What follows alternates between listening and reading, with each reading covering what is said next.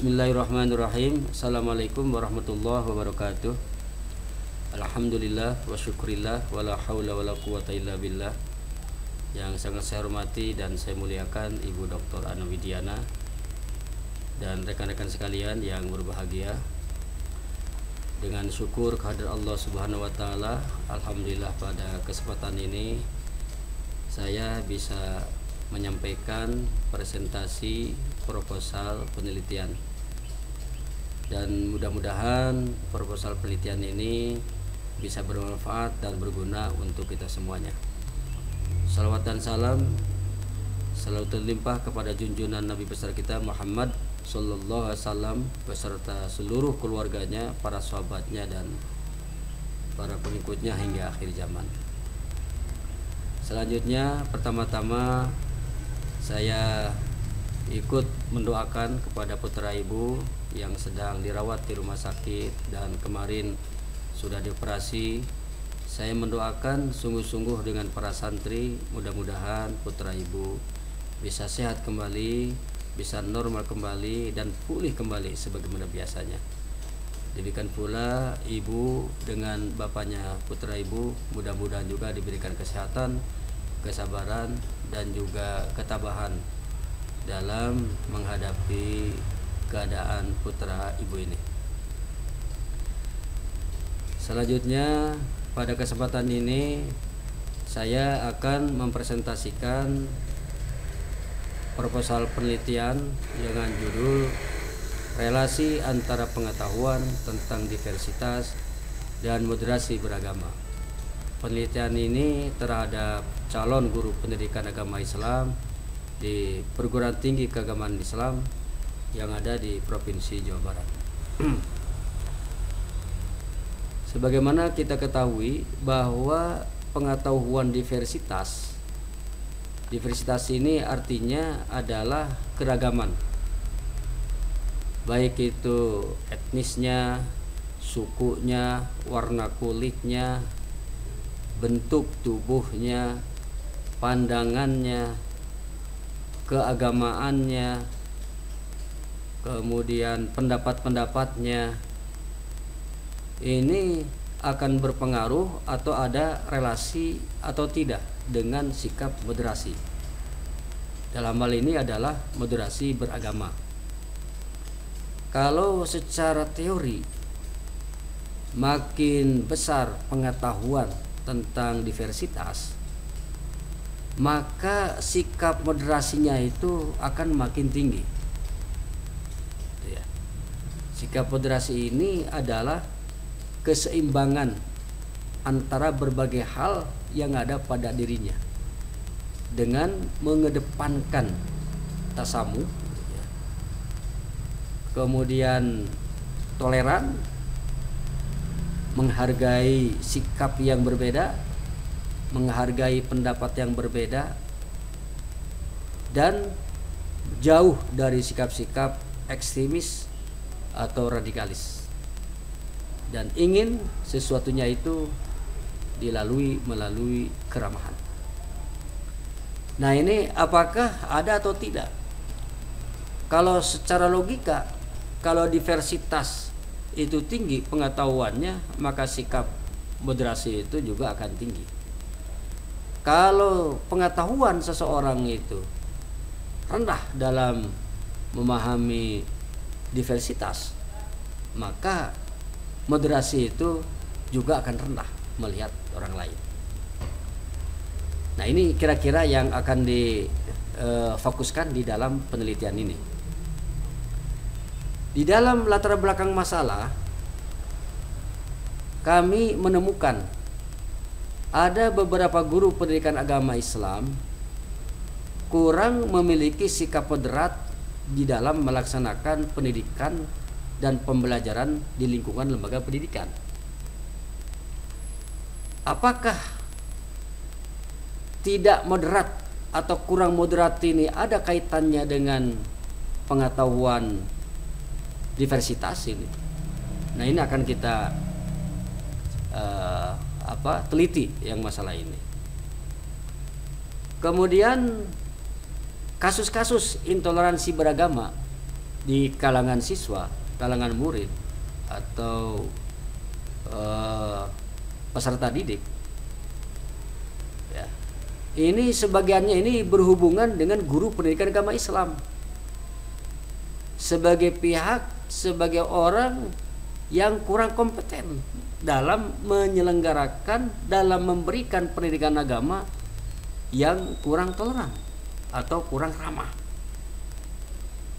Sehingga dengan kekurangan toleran dan kurang ramah ini menjalar kepada anak didiknya yang ada di sekolah atau yang ada di madrasah. Ditambah lagi dengan lingkungan yang mendukung terhadap sikap-sikap yang toleran. Data-data di dalam berbagai media disebutkan ada seseorang yang agamanya itu berbeda dengan agama mayoritas. Lalu dia tidak boleh untuk menjadi pimpinan OSIS. Kemudian ada juga orang yang berbeda dalam pandangannya tentang kerudung. Kemudian dia dikeluarkan gara-gara tidak memakai kerudung. Dan banyak lagi hal-hal yang lainnya dengan kata-kata cibiran atau membuli dan lain sebagainya. Temuan ini bukan tanpa alasan, karena memang beberapa data menunjukkan adanya guru pendidikan agama Islam yang memiliki pemahaman keagamaan yang kurang ramah dan kurang toleran dalam melihat berbagai masalah, dalam melihat berbagai pandangan, dalam melihat berbagai sikap yang ada di lingkungannya masing-masing. Ya. Kira-kira begitu. Kemudian setelah kita melihat data-data itu, baik data empiris maupun data teoritis ini, maka nanti kami ini merumuskan bagaimana pengetahuan tentang konsep diversitas calon-calon guru pendidikan agama Islam. Tentu saja calon-calon ini adanya di perguruan tinggi Islam. Kalau kita mungkin negerinya ada UIN, ada IAIN, ada STAIN yang membuka program studi atau jurusan PAI, pendidikan agama Islam. Ya. Kemudian yang kedua, bagaimana pengetahuan tentang moderasi beragama dari calon-calon guru pendidikan agama Islam? Apakah dia itu paham, ngerti atau tidak itu moderasi? Terutama ketika dia belajar tentang masalah akidah, belajar masalah syariah, belajar tentang hukum-hukum Islam. Kalau dia belajar agama dari aspek akidah, hukum Islam itu tanpa memiliki pengetahuan yang luas itu, lalu kemudian pikiran yang sempitnya itu ditularkan kepada anak-anak muridnya itu, maka nanti anak muridnya itu dikhawatirkan sama seperti gurunya yang tidak bersifat ramah. Kemudian yang ketiga, bagaimana kesadaran moderasi beragama dari calon-calon guru pendidikan agama Islam. Ya. Apakah dia sadar atau tidak? Apakah dengan diversitas itu dia memiliki kesadaran moderasi atau tidak? Nah, ini akan kita lakukan penelitian semacam begini. Kemudian yang terakhir, bagaimana relasi antara pengetahuan tentang diversitas dan kesadaran moderasi beragama calon-calon guru pendidikan agama Islam. Jadi apakah ada atau tidak relasinya antara pengetahuan diversitas atau keragaman suku dan kesadaran moderasi beragama bagi calon-calon pendidikan agama Islam. Nah, kemudian selanjutnya kita ini ada penelitian terdahulu yang sudah dilakukan oleh para peneliti ya ini. Misalnya ini Abdul Aziz dan kawan-kawan tahun 2020. Dia menunjukkan dalam hasilnya terdapat 26% guru PAI, SMP, SMA, SMK di Kota Tasikmalaya yang pengetahuan tentang pembelajaran PAI yang toleran sangat rendah. Ya. Bahkan di beberapa tempat itu sangat-sangat rendah. Dan kebanyakannya itu adalah pemahaman yang intoleran. Ini salah satu penelitian ya ini. Kemudian yang berikutnya Abdul Abbas Mungin. Dia meneliti tentang moderasi beragama di kalangan guru-guru pendidikan agama Islam di daerah Cirebon. Ya. Ternyata hasilnya ini masih adanya guru-guru pendidikan agama Islam yang sikap dan perilaku keberagamannya belum mencerminkan semangat ajaran Islam yang moderat. Ya.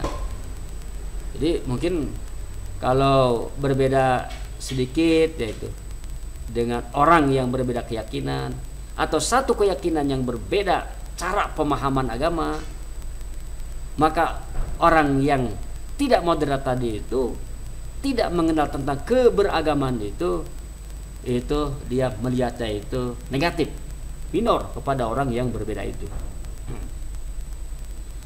Ada orang yang tidak pakai kerudung, ada orang yang pakaiannya itu berbeda dengan yang lain, ya.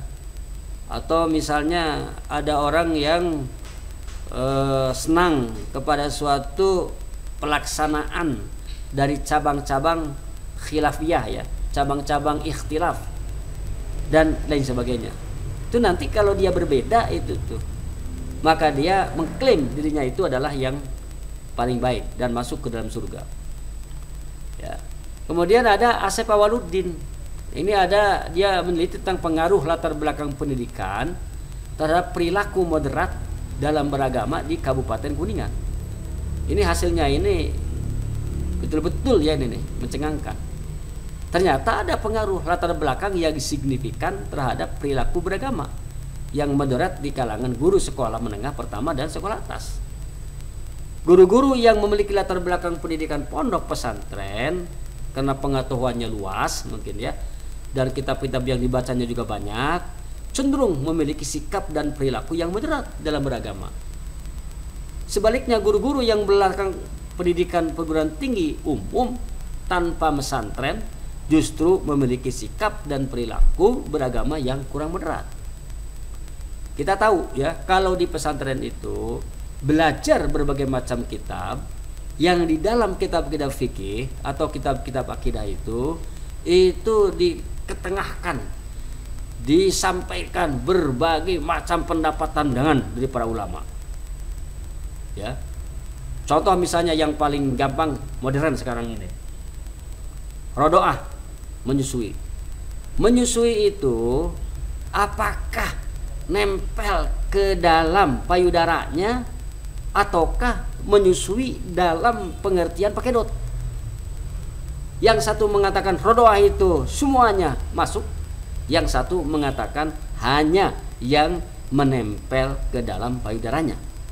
Ini kalau misalnya kita tidak memiliki sikap moderat itu, mungkin kita ini mengatakan itu kamu salah, kamu masuk neraka, saya masuk surga.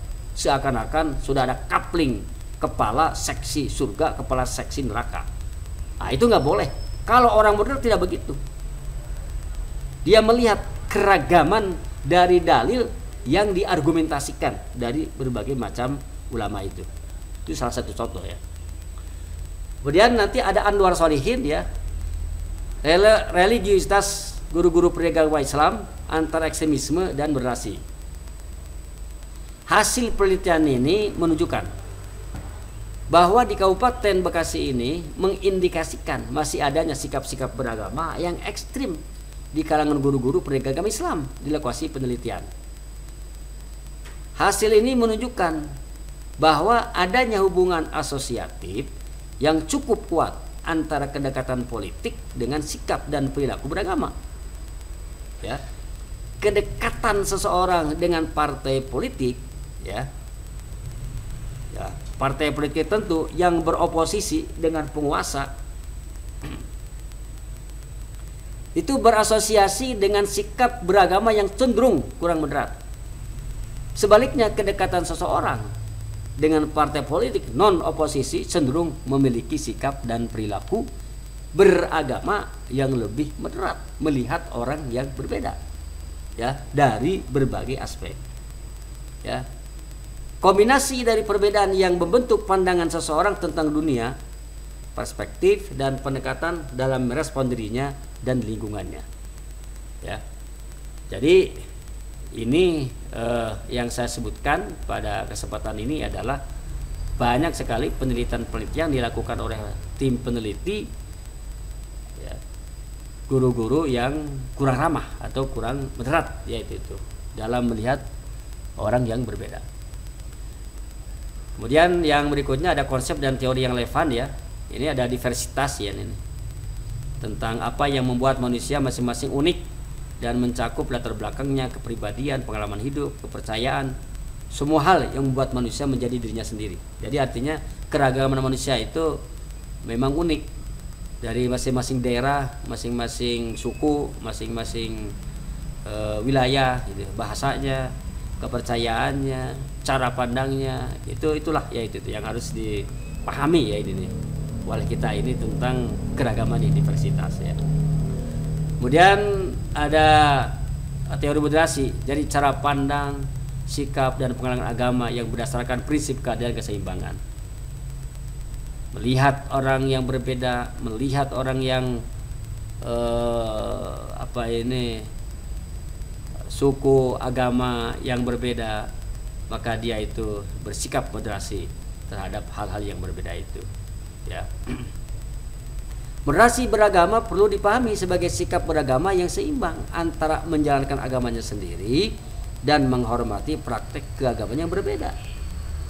Kita yakin keimanan kita ini kepada Allah Subhanahu wa taala, ya, dengan Allah Maha Tunggal, Allah Maha Esa, tapi kita juga seimbang dengan sikap kita, ya, untuk toleran, untuk tasamuh, menghormati, mentakdimi praktek keagamaan yang dilakukan oleh orang-orang yang berbeda dengan kita keagamaannya. Dan kita tidak boleh menghujat orang yang sedang beribadah menurut keyakinannya. Itu yang harus dipahami, ya, oleh kita semuanya. Selanjutnya yang terakhir ini metodologi. Pertama, pendekatan dan metode. Jadi pendekatan ini adalah kuantitatif, ya, dengan cara menghitung, ya. Kemudian metode korelasional sebagai metode kajiannya. Metode korelasional ini adalah penelitian jenis deskriptif yang diarahkan untuk mengetahui besarnya relasi antara variabel tersebut. Tadi antara X, ya, dengan Y, antara diversitas dengan sikap moderasi, kita akan cek itu apakah ada atau tidak dalam hubungannya tersebut. Terakhir, populasi dan sampel.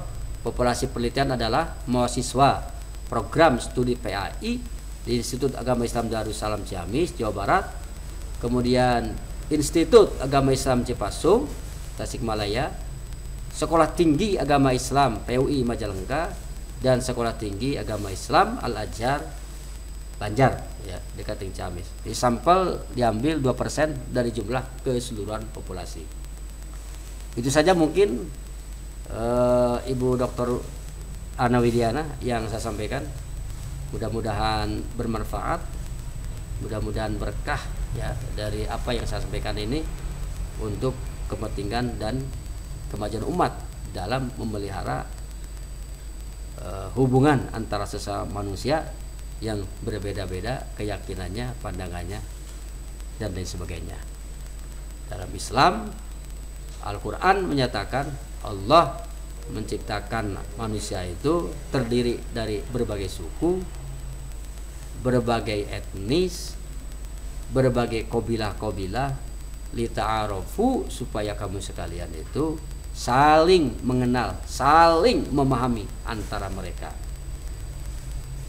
Dan Allah mengakhiri bahwa orang yang paling takwa di sisi Allah itu adalah atqakum, adalah orang yang paling bertakwa kepada Allah SWT.